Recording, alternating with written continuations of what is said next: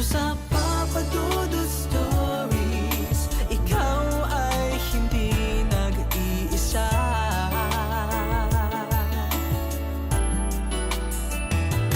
Dito sa Papa Dudut Stories, may nagmamahal sa'yo. Papa Dudut Stories, Papa Dudut Stories. Dear Papa Dudut, sa lahat po ng mga nakatutok ngayon, huwag kalimutan na mag-like, mag-share at mag-subscribe.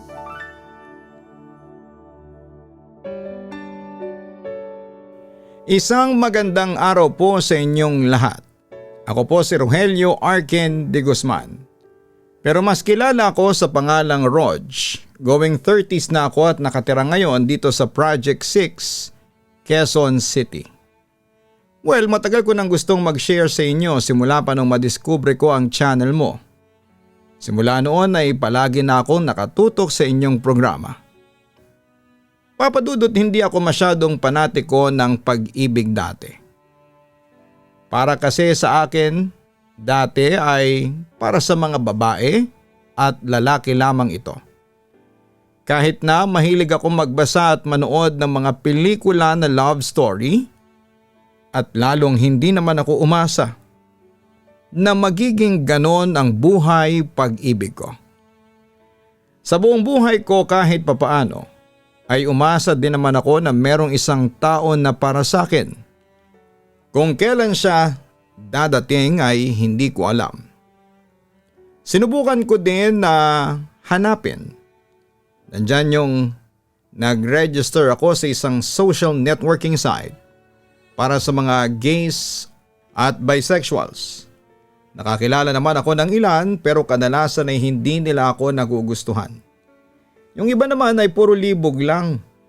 Inisip ko na lang na kung meron talaga para sa akin ay darating siya. Kung meron man talaga.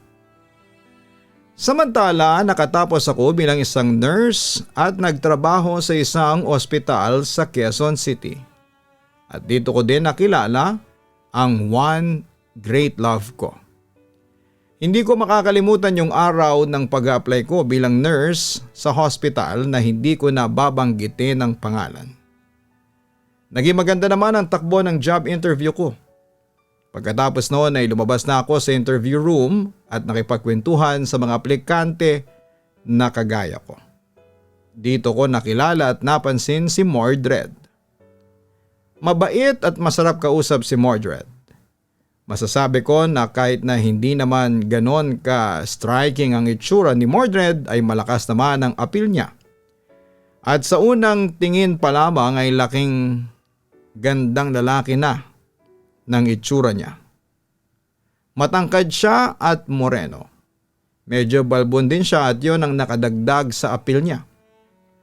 Umasa ako na makapasok kami para mas makilala ko ng mabuti si Mordred. Nang matapos nga ang interview ay nagpaalam na kami at nagkahiwalay na. Matapos ang ilang linggo ay pinatawag na kami ng HR bilang mga pasado at magsisimula na ang aming 3 buwan na training. Hindi ko alam kung nakapasa din si Mordred pero sa husay niya makipag-usap ay sigurado ako na papasa siya. Nang papasok na ako sa training hall noong first day ng training ay naupo ako sa bandang dulo. Doon ay tinawag ako ni Mordred, nakatabi ko pala. "Oy Chong, kumusta?" Ang bati niya sa akin. Napangiti ako at tinapik siya sa balikat. Doon ko din nakilala ang kaibigan niyang si Dayan at simula noon ay naging close na kaming 3. Nagkaroon din kami ng ibang kaibigan at dito ay mas naging close kaming lahat. Habang tumatagal ay alam ko sa sarili ko na mahal ko na si Mordred. Pero alam ko din naman na hindi po pwede. Dahil sa hindi naman siya bisexual at hindi magbabago ang sexual preference niya para lamang sa akin. Sa unang pagkakataon ay pinagdasal ko na sana'y may chance kaming dalawa. Sa 2 buwan na lumipas ay alam ko na mahal ko na si Mordred. Pero ayokong ipaalam ito sa kanya dahil sigurado akong masisira ang pagkakaibigan namin. Hanggang sa isang araw ay hindi ko inaasahan ang nalaman ko. Naginuman kami noong Sabado ng gabi at nang magkalasingan na ay inamin ni Mordred ang tunay niyang pagkatao sa buong barkada. Guys, bisexual ako. Ang sabi ni Mordred sa amin. Wala namang pagtutol ang barkada sa pagkatao niya. Kung naglakas loob lang ako noon ay umamin na rin ako kasabay niya. Tinanggap ng buong barkada si Mordred at masaya sila dito. Kahit na ako ay natuwa din sa pag-amin niya na pwede din pala at maaring may chance para sa amin. Papadudot masaya ako sa tinakbo ng pagkakaibigan namin ni Mordred. Ilang inuman at outing ang aming pinagsamahan sa tuwing off kaming lahat. Sinubukan kong wag ipahalata kay Mordred ang nararamdaman ko sa kanya. Pero minsan ay hindi ko ito maiwasan. Alam ko na nakakaramdam na siya at doon na nagsimulang iwasan niya ako. Kung dati ay nagagawa pa naming magkwentuhan ay hindi na masyado noong araw na yon. Naging awkward na ang dating ng aming mga kwentuhan. Pakiramdam ko ay iniiwasan na ako ng sadya ni Mordred at medyo may pagsisisi din sa parte ko. Kung sana ay hindi ko na lamang ipinagpatuloy ang nararamdaman ko ay malamang ay mas naging close pa kami. Pero eto na marahil ang tadhana ko. Ang magmahal at hindi mapansin. Ang magmahal at ang mabigo. Simula noon ay hindi ko na masyadong kinikibo si Mordred. Gusto ko kasing respetuhin ang gusto niyang mangyari. Araw-araw ay ipinipilit ko sa sarili ko na kalimutan na lang ang nararamdaman ko sa kanya. Bago mag-duty ay nakaugalian ko ng mag-breakfast sa isang fast food chain na malapit sa ospital sa tuwing morning shift ko. Madalas akong pumwesto sa dulong bahagi ng table na may upuan na para sa 2 lamang. Wala na kasi akong time magluto sa bahay kaya naging gano'n na lamang ang routine ko. Sanay na akong kumain ng mag-isa. Halos lumaki din kasi akong mag-isa lang. Ang mga magulang ko ay hiwalay na at parehong nasa abroad. Ang mga kapatid ko naman ay may sarili ng pamilya kaya nasanay na ako na palaging mag-isa. Yun na marahil ang dahilan kung bakit naging uhaw ako sa pagmamahal ng ibang tao. Pakiramdam ko kasi yon ang ipinagkait sa akin. Habang kumakain ay may tumawag sa akin. Rog, Chong, kamusta? Ang sabi ni Mordred sa akin habang nakahawak sa tray niya. Ayos naman, ikaw. Ang sagot ko sa kanya at umupo siya sa harapan ko. Sa isang iglap ay biglang nagbago ang ihip ng hangin at si Mordred mismo ang nakipag-usap sa akin.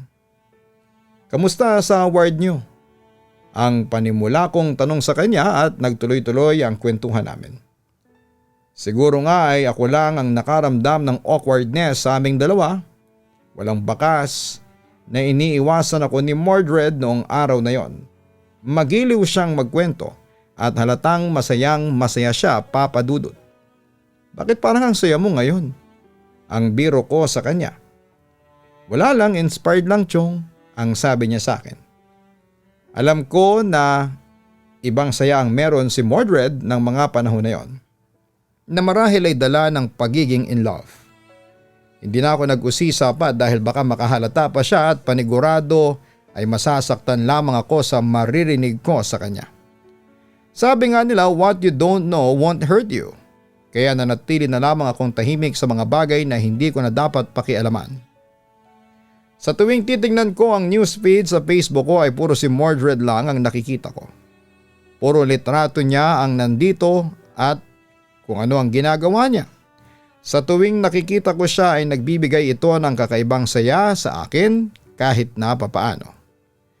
Sabado yon at wala akong pasok pero dahil may kailangan na pirmahan ng mga documents ay pumasok ako ng umaga. Madaming tao noon sa fast food. sa hindi ko din maipaliwanag na dahilan. Umupo ako sa spot na palagi kong inuupuan. Maya-maya pa ay nakita ko si Mordred na pumasok at may kasama siya. Pagkatapos nilang umorder ay naghanap sila ng mauupuan. Sakto namang umalis yung nakaupo sa harapan ko na table at doon sila pumunta. Nang papalapit na sila sa table ay napansin ako ni Mordred at binati niya ako. "Chong, si Arkin nga pala. Magkatukayo tayo." Ang pakilala sa akin ni Mordred sa kasama niya at nakipagkamay naman siya sa akin at nagpakilala naman ako sa kanya. "Talaga? Arkin din ang pangalan mo?" Manghang wika ng lalaking kasama niya. "Actually, Rodyang palayo ko pero ang buong pangalan ay Rogelio Arkin," sabi ko sa lalaki. Pansin ko kapag Arkin ang pangalan ng isang lalaki mga gwapo talaga, no? Natatawang wika pa ni Mordred sa akin. "By the way, friends ba kayo?" Usisa ko pagkatapos ko silang paupuin sa harapan ko. Biglang bumulong si Mordred sa akin na partner ko at nginitian niya ako. Nakaharap sa akin si Mordred at kitang-kita ko kung gaano sila kasaya. Para akong binuhusan ng malamig na tubig sa narinig ko. Nalungkot ako na may mahal ng iba si Mordred. Pero kinailangan kong maging masaya para sa kanya bilang parte ng paglimot sa mga nararamdaman ko sa kanya. Hindi ako halos nakakain ng maayos dahil sa nalaman ko at sa nakita kong pagmamahalan nilang dalawa. Binilisan ko na lang ang pagkain ko at nagpaalam na mauuna na ako sa training office kung saan kami magsasign ng documents. Hindi nga nagtagal ay sumunod na din si Mordred sa office at tumabi siya sa akin. Pagkatapos noon ay alam ko na ang lugar ko kay Mordred. Isang kaibigan lang para sa kanya at pinaulit-ulit ko sa sarili ko na hanggang doon na lamang talaga ako. Hindi ko na rin masyadong inisip ang bagay na yon para na rin makalimutan na ng isipan ko. Papadudot lumipas ang isang buwan at nanatiling masaya ang dalawa. Nakasama at mas nakilala din namin si Arkin dahil nakakasama namin siya sa tuwing umiinom ang barkada. Sa kabila ng lahat ay si Dayan lang ang nakakaalam ng mga nararamdaman ko. Kinailangan ko kasi ng isang tao na mapagsasabihan ko ng saloobin ko. Sa tulong ni Dayan ay unti-unti kong naturuan ang isipan ko na makalimutan ang nararamdaman ko kay Mordred. Minsan ay kumain ulit ako sa fast food malapit sa hospital namin. Nang papunta na ako sa spot na lagi kong pinupwestuhan ay may nakaupo na rito. Mag-isa lang din siya at doon sa upuan na nakaharap sa lahat siya nakaupo. Umupo na lamang ako sa table na nakaharap sa kanya. Kung umalis kasi siya ay lilipat ako doon at naging comfort zone ko na kasi ang pwestong yon. Kulang na lang ay palagyan ko yon ng reserve sa tuwing kakain ako doon pero hindi naman po pwede. Pag-upo ko ay napatingin ako sa kanya. Hindi nalalayo ang itsura niya kay Mordred. May pagkamistiso nga lang siya at semi-kalbo siya na sa tingin ko ay bagay na bagay sa kanya. Nahalata niya na nakatingin ako sa kanya at tumingin din siya sa akin. Nahiya ako at iniwas ko ang tingin ko sa kanya. Napangiti siya sa akin sa tuwing nasusulyapan ko siya. Tila nakakahalata na siya na tinitignan ko siya. Lalo akong nahiya at nagkunwari na lamang na may ka-text. Maya-maya pa ay may dumating na dalawang maglola sa harapan namin. Dahil sa wala na silang maupuan dahil sa madami ng tao sa fast food ay napagdesisyonan nila na maghiwalay na lang ng upuan. Yung apo ay doon sa table ko at yung lola ay sa table ng lalaki na makikishare ng upuan. Nagulat ako nung tumayo ang lalaki at nung akala ko ay papaalis na siya ay bigla siyang tumayo sa harapan ko. Napatingin ako sa kanya at sinabi niyang okay lang bang makishare ng seat bro? Ang sabi niya sa akin at tumango naman ako. Mabait siya dahil pinaupo niya ang maglola doon sa pwesto niya. Pag-upo niya ay nakangiti siya sa akin na hindi ko maintindihan. Maya-maya pa ay nagpakilala siya sa akin.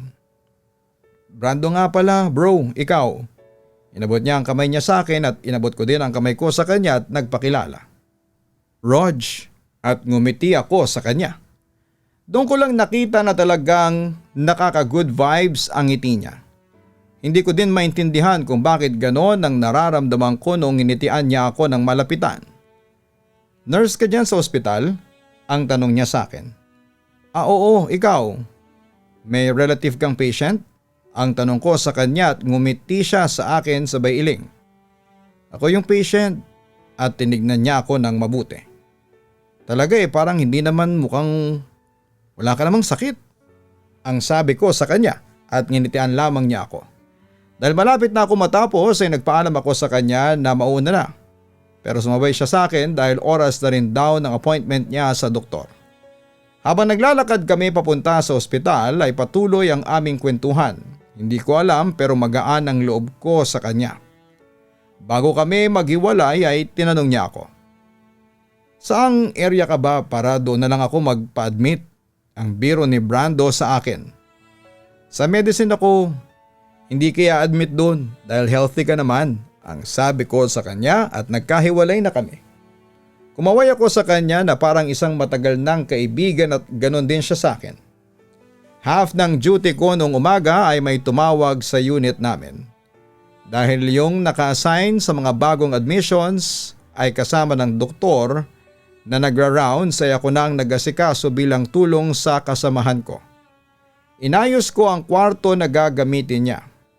Nang itinawag ko sa admitting na pwede nang iakyat ang pasyente ay dinalan nila ito sa unit namin. Dahil bisa pa din ang kasamahan ko na siyang mag-a-admit, dapat ay ako na ang nag-receive. Nakatalikod ako nang batiin ako ng isang boses. Good morning Nurse Rog, ang sabi niya sa akin. Napalingon ako at tumingin at pagkakita ko si Brando ay nasa wheelchair at nakangiti siya sa akin.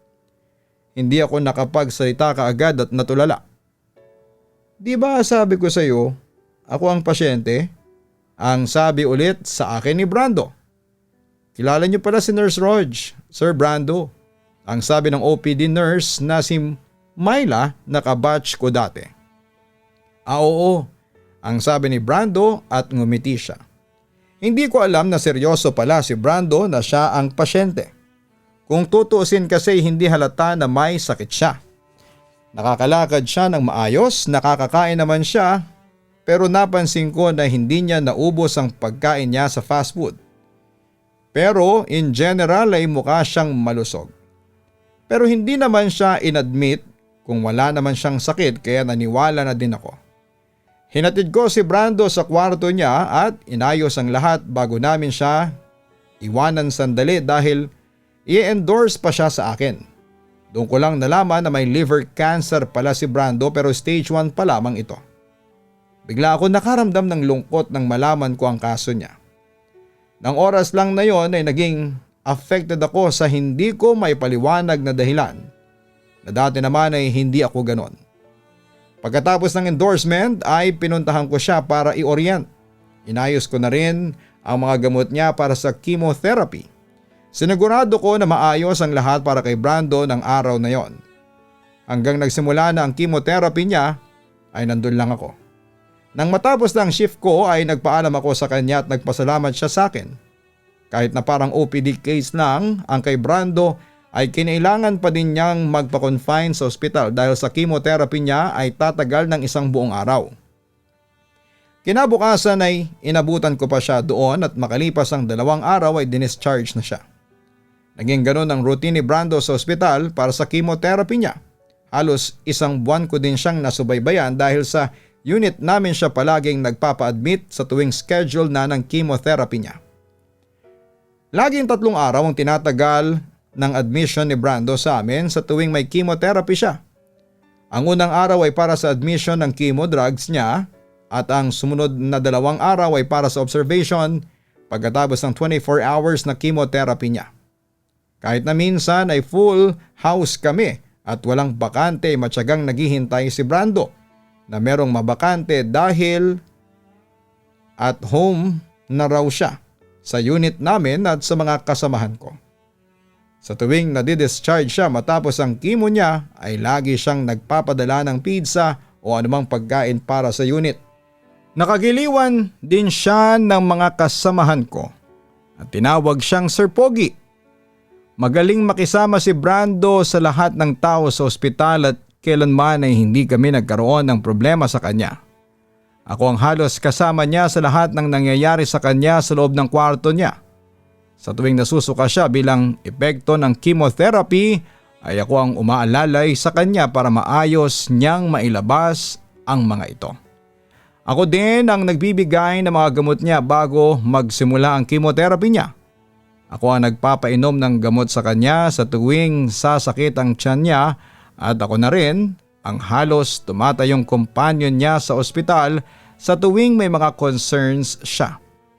Sa tagal niya doon ay isa lang ang pinagtaka ko. Wala siyang kasama palagi sa tuwing maa-admit siya. Bakit wala kang kasama sa tuwing maa-admit ka dito? Ang tanong ko sa kanya.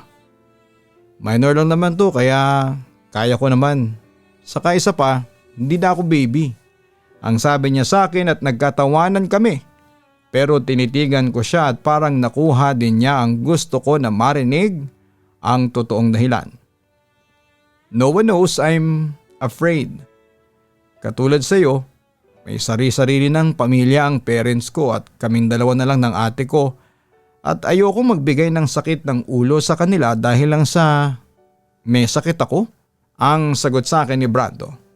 Naawa ko sa kalagayan niya at naiintindihan siya. Kahit na mahirap, sabihin mo pa rin, karapatan nilang malaman.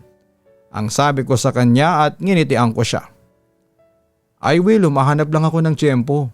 Ang sabi ni Brando at nag-thumbs up siya sa akin. Papadudot na alala ko ang sarili ko nang sabihin ko yon kay Brando. Doon ko napagtanto, papadudot, na kailangang malaman ng mga barkada ko at ni Brando ang pagiging bisexual ko. Isang araw ay nagkalakas ako ng loob at pinaalam ko ito sa kanila at masaya ako na hindi sila tutol dito kahit pa si Brando.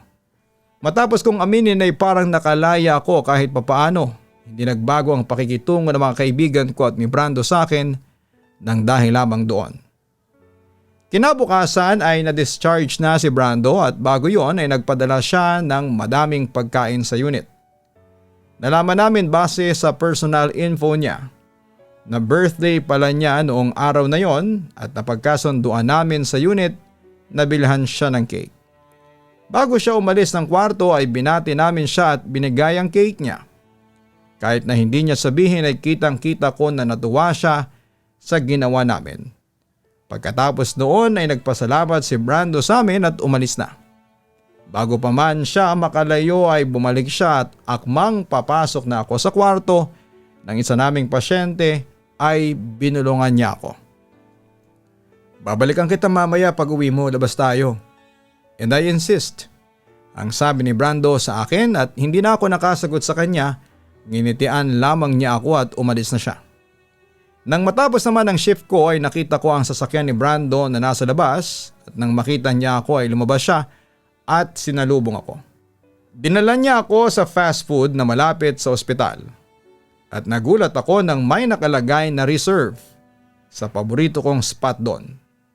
Umupo kaming pareho at kumaway siya sa staff at dinala niya ang mga pagkain na in-order in advance ni Brando. Nagulat ako sa mga pangyayari at hindi inaasahan ang mga ito. Sorry ha, kung dito lang kita binow out. Hindi pa kasi ako nakapag-celebrate ng birthday sa fast food. Pangarap ko kasi yon nung bata pa ako. Ang sabi ni Brando sa akin. Nakaramdam ako ng awa at pagmamahal sa kanya. Awa dahil walang kasiguraduhan ng buhay niya dahil sa sakit niya at pagmamahal dahil hindi siya nagpatalo dito. Papadudot, masayang naging celebration ni Brando kasama ako. Para kaming matagal nang magkaibigan na nagkahiwalay at nagkita ulit. Biniro ko siya na baka mag-best friends kami noong past life namin at nagtawanan kami. Ang dami niyang kwento tungkol sa buhay niya. Isa pala siyang businessman at may mga cafe siya around Manila, nakasosyo ang mga barkada niya. Madami din akong kwento kay Brando tungkol sa buhay ko. Kung gaano kahirap magtrabaho sa ospital at mga pangarap ko.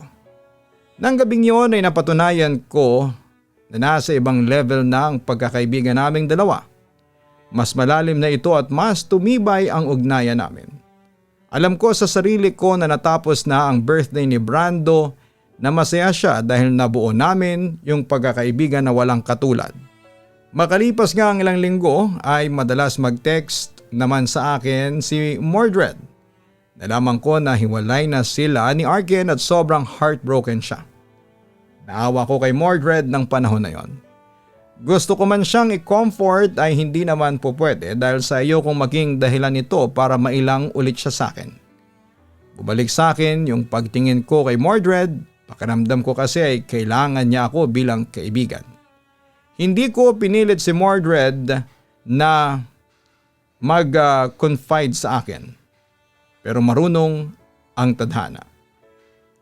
At nagkasabay kami minsan pauwi at inaya niya akong uminom. Uminom kaming dalawa at doon ay inamin sa akin ni Mordred ang lahat. Awang-awa ko sa kanya na mga panahon na yon. Binigyan ko siya ng payo at sinabi ko sa kanya na gawin niya ang lahat para magkabalikan sila kahit natutol ang puso ko dito. Sinigurado ko nang pauwi na kami na nakagaan sa loob ni Mordred ang mga sinabi ko. Pero noong maghiwalay na kami ay hinalikan niya ako sa labi at nagulat ako sa ginawa niya. Kinabukasan nga, Papa Dudut, ay parang nakalimutan na ni Mordred ang paghalik niya sa akin at inaya niya kaming dalawa ni Dayan na mag-lunch ng sabay-sabay. Madami kaming napag-usapang tatlo at isa na dito yung breakup nila ng partner niya. Alam mo Mordred, marami naman nagmamahal sa'yo. Nandyan lang sa tabi-tabi, ang sabi ni Dayan at ngumiti siya. Tila pinaparinggan niya ako dahil sa alam niya na may gusto ako kay Mordred noon. Sinipa ko siya ng mahina sa ibaba ng table at ngumiti siya sa akin. Hindi ito napansin ni Mordred dahil nakatuon ang atensyon niya sa pagkain. Simula noon ay mas madalas nang magaya si Mordred ng get-together at inuman naming magbabarkada. Dito ay napansin ko na parang mas naging clingy at affectionate siya sa akin. Kahit nasa text ay ganoon din siya. Hindi ko naman ito binigyan ng mali siya dahil magkaibigan kami pero habang tumatagal ay mas lalo akong nahuhulog sa kanya at bumalik yung dating nararamdaman ko sa kanya na akala ko'y matagal nang wala. Mas napapadalas na rin yung lumalabas kami na kaming dalawa lamang. Alam ko na maaring rebound lamang ako ni Mordred pero pikit mata ko yon at tinanggap dahil sa mahal ko siya at gusto ko na ako na yung susunod na mamahalin niya. Minsan ay inaya naman ako ni Brandon na kumain sa labas at pumayag naman ako dito. Pero tinawagan ako ni Mordred at inaya din niya ako noong araw na yon. Total sa gabi pa naman kami kakain ni Brando ay sumama muna ako kay Mordred noong hapon. Dinala niya ako sa birthday ng kabarkada niya. Halos puro bisexuals ang mga nandun at halos lahat sila ay may partner. Maya-maya pa ay dumating si Arken at inakbayan ako ni Mordred. Doon ko nalaman na ginagamit lang pala ako ni Mordred. Nahiya ako sa ginawa ni Mordred at napahiya ako sa harapan ni Arken. Hindi ako makakibo ng mga oras na yon. Nagpaalam ako na magsisiyar ako para lamang makaalis sa awkward na pagkakataong yon. Pagdating ko sa CR ay naiyak ako sa mga nangyari. Pero kinalma ko ang sarili ko at nang tignan ko ang cellphone ko ay puro missed calls ni Brando. Nawala sa isipan ko na magkikita nga pala kami. Pagbukas ko ng pinto ay nandun si Arken at kinausap niya ako. Sorry Rog, hindi mo kailangang pagdaanan to. Alam ko ang nararamdaman mo. Sorry at nadamay ka pa. Ang sabi ni Arken sa akin at hindi ako nakakibo kaagad. Bigyan mo ang sarili mo ng respeto. Alam ko kung paano ka makakaalis sa ganito. Save yourself, ang pahabol niyang sabi sa akin. Thank you sa concern, ang sabi ko sa kanya at tinapik ko siya sa braso. Nalaman ko na may concern sa akin si Arkin at gusto lang niya akong makaalis sa sitwasyong makakasakit sa akin. Pagbalik ko sa pwesto namin ay kinuha ko na ang bag ko. Teka, uuwi ka na? Ang sabi sa akin ni Mordred sabay hawak sa braso ko. Uuwi na ako. Duty pa ako bukas ng umaga. Ang sabi ko sa kanya at nagpaalam na ako sa ibang nandon at sa celebrant. Hinatid ako ni Mordred sa labas at doon ay hindi ko na napigil ang sarili ko. Grabe ka Mordred, iba ka talaga. At tinulak ko siya at umalis na ako. Tila alam na ni Mordred ang ibig kong sabihin at hindi siya kaagad nakapag-react. Pumara ako ng taxi at pumunta sa kakainan namin ni Brando. Pero wala na siya doon. Nag-text at tumawag din ako sa kanya. Pero hindi niya ito sinasagot. Hindi ko din naman masisisi kung magalit man siya sa akin dahil sa hindi ako nakatupad sa usapan namin. Kinabukasan ay tinext ko si Brando na magkita kami sa fast food. Sumipot naman siya at nagsorry ako sa hindi ko pagsipot nung usapan namin. Doon ko din ninabot yung regalo ko sa kanya noong nag-birthday siya. Ito yung late na gift ko sa iyo at peace offering, sorry na. Ang sabi ko sa kanya at ngumiti siya. Binuksan niya ang regalo ko, isa itong bangle na parang may kamay na magkahawak. Ayan, holding hands yan ha. Ang sabi ko sa kanya at doon ay nakaramdam ako na nawala na ang inis niya sa akin. Pagkatapos naming kumain ay umuwi na kami dahil kinabukasan ay i-admit ulit siya sa unit dahil sa chemotherapy niya. Ilang araw nga ang lumipas ay nalaman ni Diane ang nangyari sa amin ni Mordred at kinausap niya ito. Si Diane na rin ang nag-set ng date para makapag-usap kami ng personal. Dito ay nag-sorry sa akin si Mordred na tinanggap ko din naman. Doon ay hindi ko na kinaya at inamin ko na mahal ko siya. Hindi nakapagsalita si Mordred nang malaman niya ito at nang itanong ko kung pwede ba niyang pagbigyan ng sa amin ay isa lang ang nasabi niya. Sorry Rog, pero hindi kasi kita kayang mahalin. Ang sabi niya sa akin at malungkot ako nang marinig ko ito mula sa kanya. Alam ko na wala ako sa kalingkingan ni Arkin pero alam ko sa sarili ko na kaya ko din siyang pasayahin. Pero nabigo ako dito at tinanggap ko ito. Kahit na masakit ay wala naman akong ibang choice kung hindi ang mag-move on. Kinabukasan naman papadudot ay napansin ni Brando na matamlay ako. Kaya naman kinausap niya ako habang nagra-rounds ako sa kanya. Hindi ko muna ito sinabi sa kanya dahil ayoko din naman siyang maapektuhan. At yun na nga ang huling chemotherapy session niya dahil kung hindi pa mag-improve ang kondisyon niya ay ililipat na siya sa ibang hospital. Kaya pinilit kong maging masaya para sa kanya. Ayoko kasi na maalala niya na malungkot ako noong huling admission niya sa ward namin. Si Brando yung tao na palagi nandyan sa akin sa tuwing kailangan ko. Naisip ko na maaring may love ako sa kanya pero pinigilan ko ito dahil straight siya. At ayoko din na matulad ito sa amin ni Mordred. Masaya lang ako na may isang tao na kagaya niya na hindi nahihiya kahit na mapagkamalang kaming couple sa tuwing kakain kami sa labas. Nang ma-discharge na siya ay doon ko inamin sa kanya ang nangyari sa amin ni Mordred. Iyak ako ng iyak noon at kinomfort naman niya ako. Alam mo Rog, yung pagmamahal na hinahanap mo, wala yun sa ibang tao. Nasa loob mo yun. Mahalin mo yung sarili mo para in return, mahalin ka din ng mga taong mahal mo. Ang sabi sa akin ni Brando at ito ang tumatak sa akin. Tama si Brando at wala akong pagtutol sa sinabi niya. Naalala ko kung paano ako nagpakababa para kay Mordred. At ito na marahil yung sagot kung bakit hindi ako kayang mahalin ni Mordred. Maya-maya pa ay nagkwento siya ng tungkol sa minamahal niya. I had a girlfriend. Nung nalaman ko na may liver cancer ako, pinaalam ko ito sa kanya She cried a lot tapos naging malamig na siya sa akin. And after a month ay nakipag-break na siya sa akin. Hindi daw niya kasi kaya na maiwan na mag-isa. Hindi man lang niya ako pinanindigan. Nagagaling ako sa sakit ko. Ang akala niya ay mamamatay na ako. Ang sabi ni Brando at tinignan ko siya. I was hopeless at the time. Siya lang kasi yung inaasahan ko tapos iniwanan pa niya ako. Hindi na dapat ako magpapagamot nun dahil sa hindi ako nakatulog nung kinagabihan. Nahiwalayan niya ako at nakita kong mag-uumaga na ay pumunta ako sa fast food na palagi mong kinakainan. Kasi yun lang ang 24 hours na bukas na malapit sa akin. Noong araw na yun ay nakaupo ako sa opposite side mo.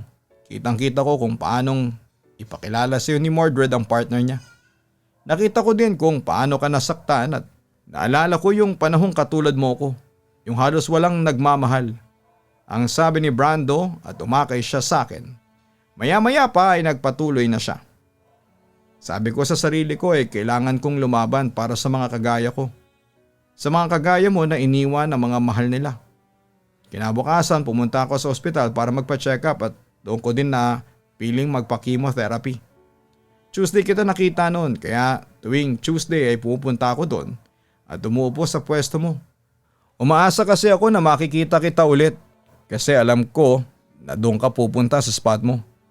3 Tuesday na hindi kita nakita at ang ika-4 ay yung araw na nakita mo ako at yun din ang sinet namin na date dati. Para simula ng treatment sa akin. Kaya kung natatandaan mo, nginitian kita kasi masaya ako na nakita kita ulit. Ginanahan ako noong makita kita kaya binigay ko yung table para sa maglola para makilala kita. Ang sabi ni Brando sa akin. Papa Dudut, hindi naman ako makapaniwala sa mga nalaman ko sa kanya. Na-realize ko din na maaaring matagal ko na palang mahal si Brando pero hindi ko naiisip dahil sa takot na mauwi ito sa wala.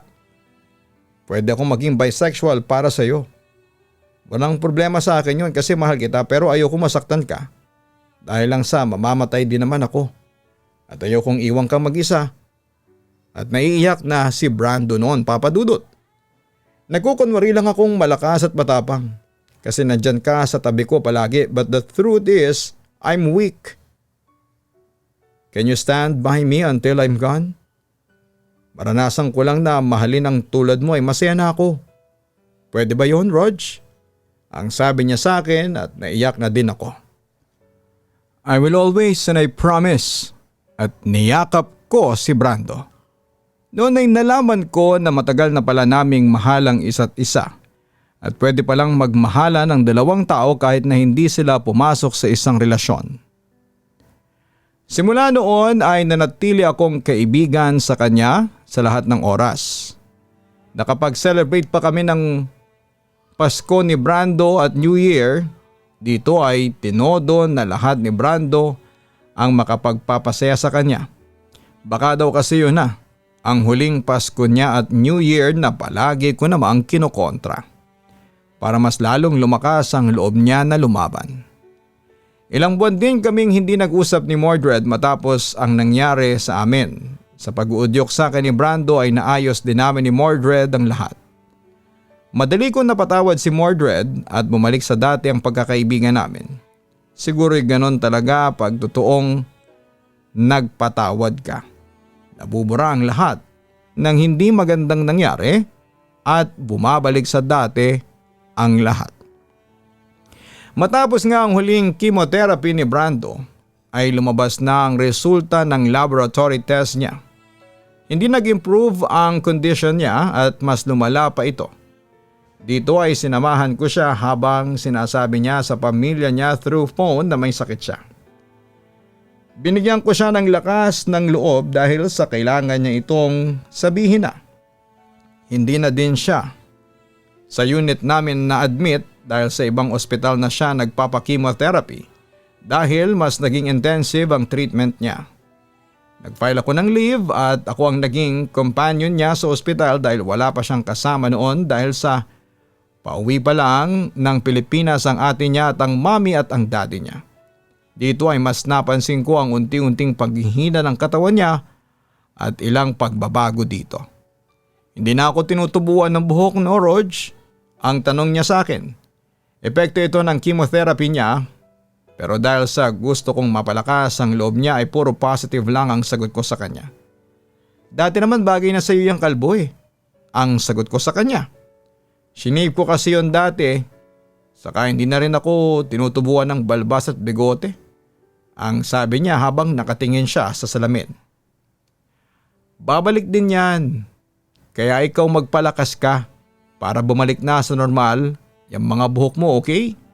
Ang biro ko sa kanya at nginitian niya ako. Nung araw din na yon ay dumating ang pamilya niya. Nag-iyakan sila habang ako ay lumabas na muna para bigyan sila ng pribadong pagkakataon. Habang ako ay nakaupo sa bench ay nilapitan ako ng ate niya, pati na rin ang parents niya at nagpakilala ako sa kanila. Masaya sila at nagpasalamat sila sa akin dahil sa hindi ko daw iniwan si Brando na mga panahong kailangan niya daw ng kasama. Tinanggap nila ako na parang isang kapamilya na din at pinayuhan ko sila na huwag ipakita kay Brando na umiiyak sila. Ito'y para hindi siya panghinaan ng loob. Tuloy-tuloy pa din ang chemotherapy niya at mas lalo siyang nanghina. Hindi na makatayo si Brando at naiiyak ako sa tuwing sinusubukan niyang tumayo. Nagpupunta ako sa CR para umiyak dahil ayokong makita niya na pinanghihinaan ako ng loob. At nang malapit na nga ang birthday niya ay sinabi ko sa pamilya niya na i-celebrate ito sa fast food na parang isang kiddie party. Dahil sa ito daw ay hindi niya pa nararanasan nung bata pa siya. Sinat namin ng mabuti ito at nag-out on pass kami sa ospital. Kinontak ng ate niya ang mga kaibigan nito at pinaalam ang lahat ng detalye sa birthday party niya sa fast food. Nung araw ng birthday niya ay pinagsuot namin siya ng jumpers na parang isang bata. Natuwa siya dito at mas lalo siyang natuwa nang nagpunta na kami sa fast food. Ang inaakala niyang simpleng dinner ay isang kiddie party pala. Kahit na nasa wheelchair siya ay masayang masaya siya. Na makita at makasama ang halos lahat ng mga kaibigan niya. Bago yon ay inorient na ang mga kaibigan niya na huwag iiyak sa harapan ni Brando. Masayang masaya si Brando nang magsimula na ang games at pati na rin ang mga kaibigan niya. Walang bakas ng kalungkutan ng araw na yon. Kahit na nakita ko yung ibang kaibigan niya na umiiyak sa labas ng venue, ay hindi naramdaman ni Brando na may halong lungkot ang malamang na huling birthday niya. Nang makabalik kami sa ospital ay natulog ng masaya si Brando at alam ko na natupad niya ang isa sa mga pangarap niya noong bata pa siya. At ang importante ay napasaya namin siya. Natapos na ang leave ko at bumalik na ako sa ospital. Panatag ang loob ko dahil nandiyan naman ang pamilya niya. Pagbalik ko ay naging borrowed staff ako sa intensive care unit sa loob ng 2 linggo. Pinauwi na din si Brando noon dahil sa may laboratory test siya ulit at hindi pa naman siya magki-chemotherapy. Hinayaan ko muna siya na maglaan ng panahon para sa pamilya niya. Bumibisita ako sa tuwing ipapasundo ako ng pamilya niya. Ayoko kasi na makagulo sa panahong magkakasama silang pamilya. Tuesday on at mabigat ang pakiramdam ko pagpasok ko sa ospital. Hindi ako mapakali sa hindi maipaliwanag na kadahilanan. Kinalma ko ang sarili ko dahil sa wala namang dapat ipag-alala. Naisip ko si Brando pero nung tumawag ako sa kanya ay maayos naman daw ito at nakausap ko pa siya at pinaalalahanan akong kumain on time. Dahil sa yon ang madalas na hindi ko magawa dahil sa workload. Nang makausap ko siya ay kumalma na ako. Dahil mababa ang census sa ICU ay walang naka-assign sa akin na pasyente. Mga 4 na oras ang lumipas ay tinawagan ako na may i-admit daw. Inanda ko na ang kama dahil ipapasok na ang pasyente. Nang pumasok ang stretcher ay nagulat ako na si Brando ang nakahiga doon at walang malay. May tubo na siya sa bibig at nire-resuscitate na. Sobrang nanghina ako sa nakita ko at natulala pa ako. Hindi ko alam ang gagawin ko ng mga oras na yon pero nang makita ko ang bangle na niregalo ko kay Brando na suot niya ay bumalik ako sa katinuan. Naalala ko ang dalawang kamay sa sports band na magkahawak na parang sinasabi sa akin na huwag akong bibitaw kay Brando. Sa isang iglap ay ako na ang nag-CPR sa kanya. "Brando, please huwag kang bibitaw," ang sabi ko sa kanya. Tinignan ako ng mga kasamahan ko nang sabihin ko yon. Magulo pa din ang tracing sa ECG at tuloy pa din ang pagbibigay ng oxygen direkta sa baga niya. "Lumaban ka, Brando. Don't do this to me," ang naiiyak kong sabi kay Brando habang nagsi-CPR sa kanya. Maya-maya pa ay nag-flatline na ang ECG at kinoryente na ang puso niya. Naiyak na ako at inakay na ako ng mga kasamahan ko papalayo. Akala ko papadudot mamamatay na si Brando ng araw na yon pero nagkaroon ng himala. Himalang na-revive siya matapos kuryentehin ang puso niya. Hindi na ako nag-off sa duty noon dahil sa gusto ko ay ako ang mag-alaga sa kanya. Walang araw na hindi ako ang nag-alaga kay Brando ng mga panahong nasa ICU siya. Kahit natapos na ang pagiging barod ko at pinababalik na ako sa medicine ay nakiusap ako sa management at naintindihan naman nila ito. Araw-araw kong kinakausap si Brando kahit na wala siyang malay at kada araw ay nag-i-improve ang kondisyon niya. Makalipas ang 2 linggo ay nagkaroon na siya ng malay at tinanggal na ang respirator. Himala na mabilis ang improvement ni Brando noon na kahit ang mga doktor ay hindi ito maipaliwanag. Makalipas nga ang 3 buwan ay inilipat na siya sa area namin at doon ay tuloy-tuloy ang improvement niya. In 10 months ay halos na-regain na niya ang lahat ng normal functions niya. Tuloy din ang paggagamot sa cancer niya. Matapos yon ay gumanda na ang resulta hanggang sa umabot ito ng 2 taon. At himalang naging totally cleared na siya sa cancer. Simula noon ay nangako si Brando. Natutulungan niya yung mga batang may cancer at maglalaan siya ng donation kada buwan dahil alam niya ang pinagdaanan nila at kung gaano kahirap ito. Pero bago siya tuluyang makarecover, isang desisyon ang pareho naming ginawa ni Brando. Ang pumasok sa isang relasyon.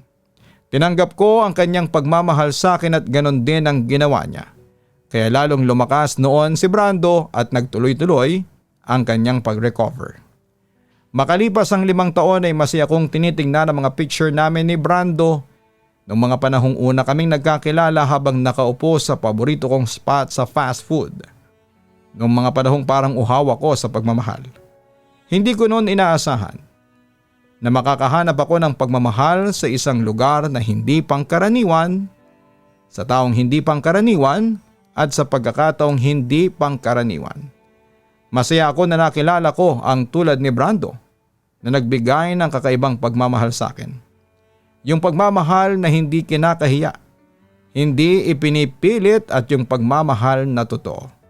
Siya yung patunay na meron din palang taong nakalaan sa mga kagaya ko na halos reject when it comes to love. Maya-maya pa ay may lumapit sa akin. "Kanina ka pa?" ang sabi ni Brando sa akin. Hindi naman, sakto lang. Naliw ko sa mga pictures na ito. Lagi ako napapangiti kapag nakikita ko ito, ang sabi ko sa kanya. "Patingin nga." "Siyempre, mga picture natin to eh. Talagang mapapangiti ka," ang sabi sa akin ni Brando at napatawa kaming dalawa. "May naalala ka sa date ngayon?" ang tanong niya sa akin. "Oo naman, the day you almost died," ang sabi ko sa kanya. "Katulad ng kwento ko sa iyo dati, narinig ko ang boses mo kaya lumaban ako," ang sabi ni Brando sa akin at nginitian niya ako. Kaya nung malaman ko na cleared na ako sa cancer, I asked you right away and you said yes. And yun na ang pinakamasayang nangyari sa buhay ko. Alam mo, Tuesday is our day, di ba? Ang sabi ni Brando sa akin. Kasi una kitang nakilala Tuesday. Tuesday yun, nung halos mamatay ka. Tuesday din yung coincidentally. Tuesday din yung nalaman natin na cleared ka na sa cancer and you asked me kung pwedeng maging tayo. At sabi ko sa kanya at kinindatan ko siya. At Monday ngayon, di ba? Bukas Tuesday at saktong 3rd anniversary natin. Kaya ang gagawin natin is kakain tayo ng breakfast. Then uuwi tayo. Mag-iimpake kasi tayo. May flight tayo sa Taiwan bukas ng umaga. Ang sabi niya sa akin habang nakangiti. Sana lang nakalive ako, diba? Ang sarap nun. Sige, gawin natin yan. Mag-file ako ng leave. Ang sabi ko sa kanya at inayos ko na ang mga pictures at bigla niya akong hinawakan sa kamay. I believe off ka ngayon, then simula na ng leave mo bukas. Kailan ka ba naging HR namin at alam mo ang schedule ko? At tumawa kaming dalawa. Natatandaan mo 2 weeks ago yung may pinasign ako sa iyo na papel na kunwari specimen signature mo. Doon ko print yung request letter mo for leave, then tinulungan ako ni Dayan at siyang nagasikaso na mag-file. At tinext niya ako last Friday na approve na raw ang leave mo. At pinabasa niya sa akin ang text ni Dayan at napangiti ako sa sorpresa sa akin ni Brando. Pagkatapos noon ay kumain kami at umalis din kami para magsimba. Tumambay kami saglit ni Brando sa park na malapit sa simbahan. Everything set para sa flight natin bukas. Ang sabi ni Brando sa akin at natuwa ako sa hinanda niya at niyakap ko siya. Thank you and I love you, ang sabi ko naman sa kanya. Ngumiti si Brando at may inabot siya sa bulsa niya at sinabi niyang, all I can say is thank you very much kasi hindi ka nag-give up sa akin. And of course, I love you very much. At isang mahigpit na yakap ang binigay ko sa kanya. Kung tatanungin ba kita kung papayag kang magpakasal sa akin, will you say yes? Ang tanong sa akin ni Brando at tinignan niya ako kung ano ang magiging sagot ko. Tinitigan ko siyang mabuti at isang matamis na ngiti ang sinagot ko sa kanya. At yun nga papadudot nagpunta kami ng Taiwan para magbakasyon at dahil nabalitaan ko na legal na pala ang same-sex marriage sa Taiwan ay doon kami nagpakasal. Papadudot sa ngayon ay 2 taon na kaming mag-asawa ni Brando. Going strong ang aming relationship. Minsan ay hindi maiwasan ang kaunting tampuhan pero dahil malambing si Brando sa akin kaya nagkakabati din kami.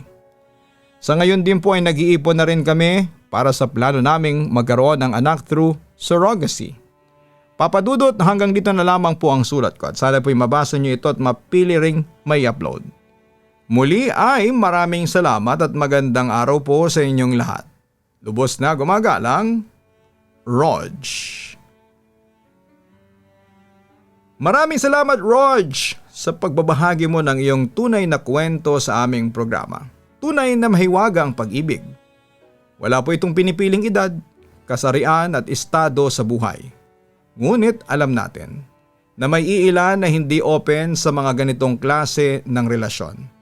Bagamat naiintindihan natin ang kanilang conservative views, huwag nating pigilan ang mga kapatid natin sa LGBTQ community na maranasan ng tunay na pag-ibig. Huwag natin silang ikulong sa dikta ng lipunan na hindi sila magtatagal kasi init ng katawan lamang ang hanap nila. Hindi ganon dahil lahat ng tao ay may kakayahang magmahal ng totoo, regardless kung lalaki o babae ang kanyang iibigin. And as long as wala silang inaagrabyadong iba, bakit mo pipigilan ang isang pagmamahalan?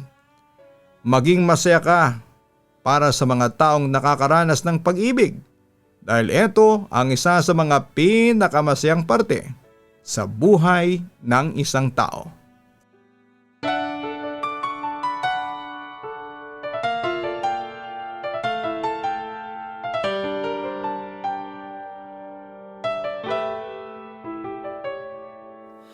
Ang buhay ay mahiwaga, laging may lungkot at saya.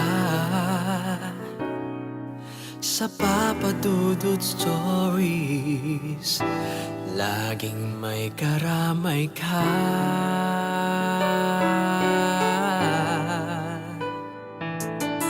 Mga problemang kaibigan, dito ay pakikinggan ka. Sa Papa Dudut Stories, kami ay iyong kasama.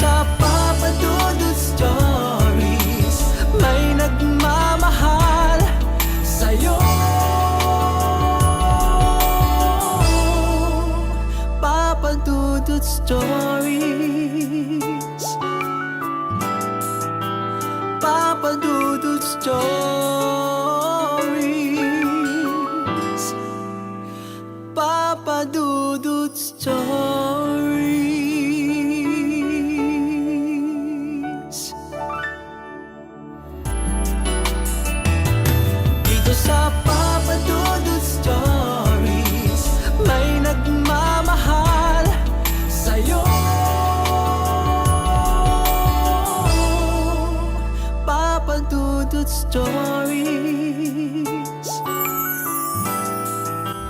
Papa Dudut Stories. Hello mga ka-online, si Papa Dudut po ito. Nag-enjoy ka ba sa ating kwento ngayong araw? Huwag kalimutan na i-share, mag-like at mag-subscribe. Maraming salamat po.